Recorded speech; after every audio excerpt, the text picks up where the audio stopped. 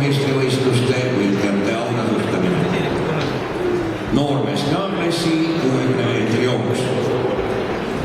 Kolmas koht ja pronksmedal ajaga 7,22 sekundit. Kergejõustikud Järvana esindaja Joosep Lohu. Teine koht